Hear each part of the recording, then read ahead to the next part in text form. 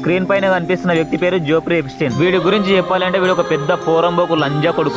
Sorry ఏమనుకోకండి, ఈ వీడియోలో కొంచెం గలీజ్ మాటలు ఉంటాయి. ఎందుకంటే ఈ లంజా కొడుకులు చేస్తున్న పనులు అవి. కొంతమంది మైనర్ పిల్లల్ని తీసుకుపోయి వాళ్ళకి ఏజ్ కూడా లేకుండా 14-15 సంవత్సరాల పిల్లల్ని తీసుకెళ్లి సెక్సువల్ గా వాడుకొని వాళ్ళతోని అన్ని పనులు కంప్లీట్ అయిన తర్వాత వాళ్ళని కోసుకొని కాల్చుకొని వాళ్ళ మాంసాన్ని తిని ఎంజాయ్ చేసే మనుషులు వీళ్ళంతా. సో ఇప్పుడు మీరే చెప్పండి, ఈ నా కొడుకుల గురించి బూతులు మాట్లాడడం తప్పంటారా? ఇలాంటి నా కొడుకుల్ని యుఎస్ గవర్నమెంట్ ఉరిశిక్ష తీయకుండా ఈ నా కొడుకులకి మళ్ళీ ప్రొటెక్షన్ కల్పించడం ఏంది నాకు అర్థం కాదు. ఇందులో చాలా పెద్ద మనుషుల అస్త్రాలే ఉన్నాయని చెప్పుకోవచ్చు. ముఖ్యంగా bill gates, Donald Trump, Elon Musk. ఈ నా కొడుకుల దగ్గర బాగా డబ్బు ఉందని అహంకారంతో చేస్తున్న పనులు ఇవన్నీ. మమ్మల్ని ఎవడేం బీక్తారని భయపడకుండా చేస్తున్న పనులు ఇవి. ట్రంప్ గారిని యుఎస్ లో బట్టలిప్పి నడి రోడ్డు మీద గుంజుకొచ్చి కొట్టామని తప్పు లేదనిపిస్తుంది నాకు. నేను మీ అందరూ ఒకటే చెప్తున్నా, అంత డబ్బు ఉందని వాడిని ఇన్స్పిరేషన్ తీసుకోకూడదు. డొనాల్డ్ ట్రంప్ చూసి, ఎలోన్ మస్క్ చూసి, బిల్ గేట్స్ చూసి నాకు తెలిసి వాళ్ళకన్నా బెస్ట్ మనమే. ఇంకా ఎందుకంటే డబ్బున అహంకారంతో నేను ఏం చేసినా నన్ను ఎవడు అడిగేది లేదు, ఇంత డబ్బులు పడేస్తే అయిపోతుంది అని ఒక ఆలోచన వస్తుంది వానికి. అవతల దగ్గర ఎక్కువ డబ్బు ఉంది, ధనవంతుడు అని చెప్పేసి వానికి ఎక్కువ రెస్పెక్ట్ ఇవ్వకు. ఎందుకంటే వాడు ఎన్నో ఘోరాలు చేసింటాడు, ఇలాంటి డబ్బులు ఎన్నో వాడేసింటాడు వేరే వాళ్ళకు. ఇది ఎక్కడికి వెళ్ళి స్టార్ట్ అయింది, ఎట్లా స్టార్ట్ అయింది, పైన కనిపిస్తున్న ఫాల్తు గాని స్టోరీ ఏంది అనేది నెక్స్ట్ వీడియోలో చెప్తా.